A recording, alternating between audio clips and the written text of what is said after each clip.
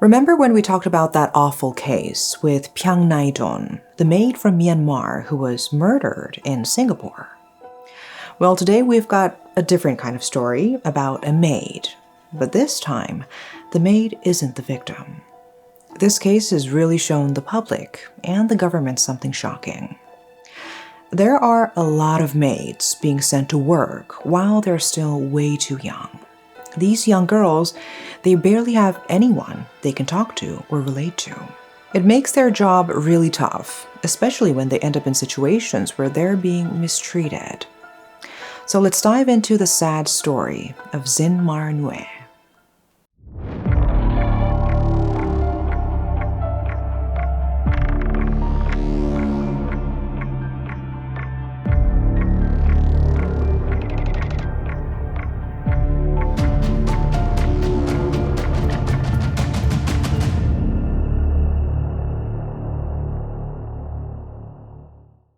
So when young maids get sent to another country, and it's not exactly by the book, they end up having to handle all sorts of jobs. We're talking about looking after kids and caring for the elderly, and they do all this without any official qualifications. Their stay is basically illegal because their agencies sometimes fudge the numbers a bit, changing their ages so they meet the minimum age requirement for maids in the destination country. And the Singapore Ministry of Manpower even found out that many of these maids have fake IDs to hide their real age. Now about Zin Mar Nwe, born in Myanmar in 2001. We don't know a lot about her early life, other than that she came from a family that didn't have much money. That's a common story for many maids. These maid agencies in their home countries, they recruit and train both men and women, luring them with the promise of better pay abroad, especially when they don't have much education to fall back on. But Zin was really young. She was just 17 when they registered her. Her agency changed her birthday to make her 23, which is the minimum age for working as a maid in Singapore. And that's where Zin was headed. Zin Mar Nwe lands in Singapore in January 2018 and immediately starts working for a Singaporean family. But soon after, she switches to another family, and by May 2018, she's with an Indian family. We'll call them the Sashi family, like they do in the court documents. So Zin ends up living with them at Block 791, Cho Chu Kang.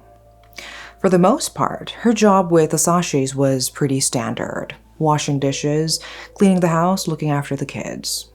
The family treated her decently, just like anyone else, and there was no violence or anything.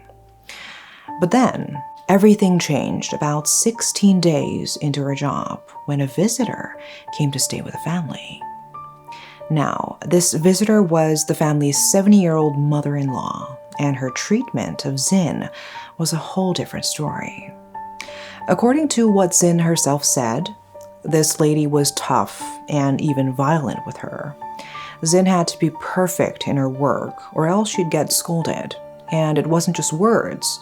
The mother-in-law got physically abusive. Reports say it started with verbal attacks, then escalated to using objects to hit Zin. The mother-in-law apparently thought Zin wasn't efficient and couldn't follow simple instructions.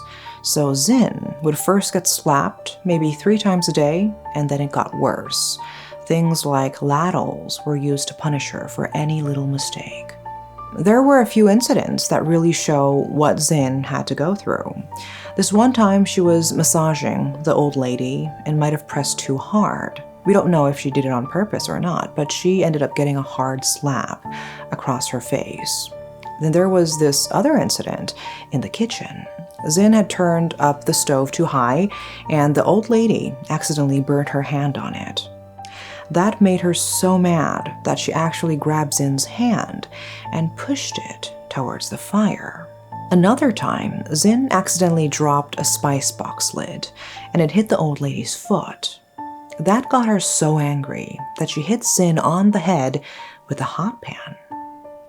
And there's this one incident that's a bit unclear. The mother-in-law asked Zin to cut her toenails, and something must have gone wrong. Maybe Zin cut it too short because she ended up getting kicked in the chest. Mr. Sashi, the son-in-law, he knew they weren't getting along, but he didn't think much of it. He never saw Zin complain, and she just kept doing her job like nothing was wrong. She woke up at 5:30 a.m., did her chores, went to bed at 11 p.m. She was getting paid well, about $450 a month, and never showed any signs of distress. So the family just thought it was some issues with the old lady being too picky. But not stepping in and separating them turned out to be a big mistake. On June 25th, 2018, it started like any other day. Zin got up, made breakfast, and the kids went to school, the parents to work. Being left alone with the elderly woman was not easy. She was always nagging and hitting Zin. The Sashi family would give Zin chores in a normal way, but the old lady, she was like a dictator with her demands. That day, the sequence of events began with Zin being asked to clean the old lady's room. After completing this task, the elderly woman, who was relaxing on the couch and watching TV, asked Zin to make her a cup of coffee. Zin did as she was told, as was typical in her role. But something about Zin's actions didn't sit well with the elderly woman, though it's not clear exactly what upset her. The point of contention is a bit of a mystery, but there's talk that Zin wasn't quite getting the instructions right and was a bit slow in her duties. This seemed to irritate the elderly woman, who made a significant remark. She threatened to send Zin back to her agency the next day. This comment was the tipping point for Zin. For Zin, her job was everything. It was her only source of income, and she was also dealing with a debt of about $3,000. Being a foreign maid is a costly affair, with expenses like paperwork, healthcare, and housing, which the agency pays up front and then deducts from the maid's salaries. Being sent back would not only mean a loss of income for Zin, but also an inability to pay off her debt. Faced with this overwhelming pressure and the constant mistreatment, Zin reached her limit. She went into the kitchen, grabbed a knife, and at that moment, she later said, her mind just went blank. She approached the elderly woman who was still watching TV. In a sudden and violent outburst, Zin attacked the woman, stabbed her repeatedly. The struggle was intense, with the woman screaming as she endured the assault. Zin focused her attack on critical areas: the heart, lungs, and neck, leading to severe blood loss for the old lady. It was only after the woman collapsed that Zin came to the realization of what she had done. In a state of shock, she saw that the woman was dead, and she knew she had to flee. During this commotion, a neighbor became aware of the disturbance, hearing the screams and noise. The neighbor alerted the Sashi family, suspecting something was amiss in the house, though they didn't check themselves. Alarmed by this, the Sashis hurried home, arriving at around 3:09 p.m. And there, they met with a horrifying scene. The elderly woman lying lifeless in a pool of blood with Zin nowhere in sight. The police were promptly called to the scene, along with paramedics. But unfortunately, by the time they arrived and assessed the situation, they pronounced the elderly woman dead at 3:29 p.m., as she was beyond medical help. The police immediately suspected Zin, given her sudden disappearance, and began questioning the Sashi family.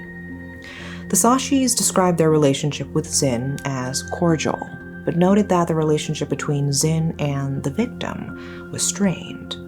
Meanwhile, Zin had made her escape from the flat.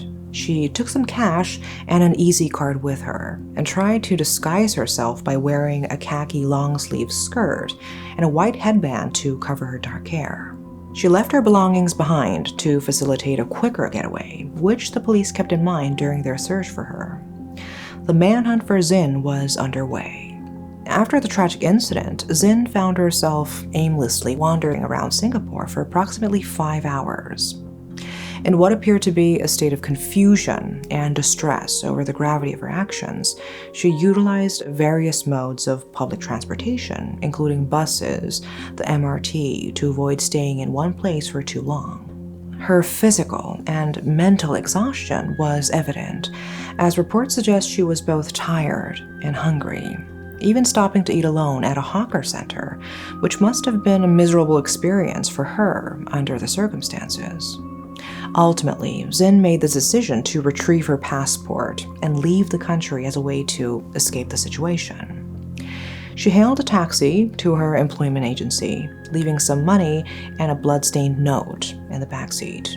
Initially, she denied that these items were hers, but the cab driver found this particularly strange, especially in light of the police announcement about a maid on the run for murder. The police, however, were closing in on Zin swiftly. Just 5 hours into their investigation, they located her. Upon her arrival at the agency, the staff, already informed of the situation, threatened to contact the police. While it's unclear if there was any confrontation between Zin and the agency staff, the delay provided enough time for the police to arrive and apprehend her.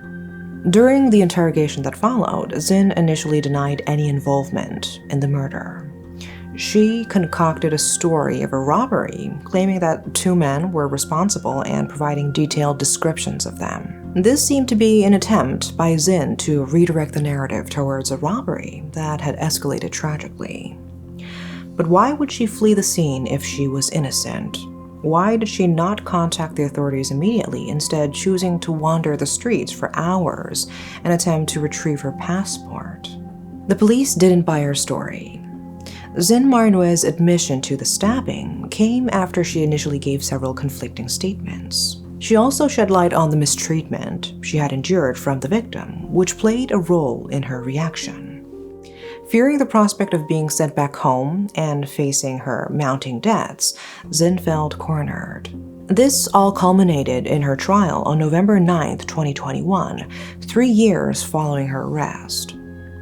A significant revelation in her case was her actual age at the time of the incident. A bone age assessment at Tan Tock Seng Hospital indicated that Zin was likely only 17 years old, despite her passport falsely stating she was 23. Nevertheless, her age did not exempt her from facing trial for her actions. She was charged with murder, a serious offense that potentially carries the death penalty or life imprisonment with caning.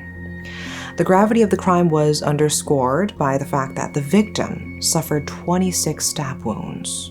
In court, Zin's main defense was that her head wasn't in the right place. Dr. Tommy Tan said she was dealing with a mix of anxiety and depression, which really messed with her mental state. They said she was in this dissociative state when she did it, like she wasn't really aware or in control of what she was doing.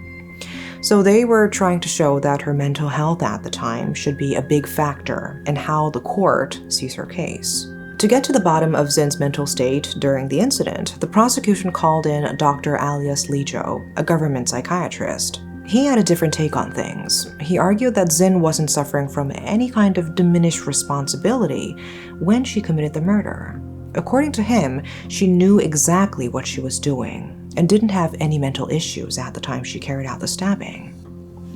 Plus, the court noticed that Zin had made some calculated moves to plan her escape right after the crime. After 11 days in court, they reached a verdict for Zin, who was then 20 years old. She was found guilty of murder. The court concluded that it was intentional manslaughter and that her responsibility wasn't lessened by any mental health issues. Now, Zin could have been facing the death penalty or life in prison for caning, but since she's a woman, the caning wasn't an option. The prosecution decided not to go for the death penalty, so she received a life sentence instead. So that's the wrap-up of Zin Mar Nwe's case.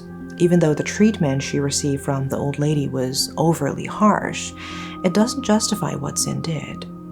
She's now in Changi prison for women, and we haven't heard much about her since. It's a really tragic situation all around. It makes you think about who's really at fault here, but at the end of the day, Zin is serving time for her actions. That is all for today. Thanks for watching.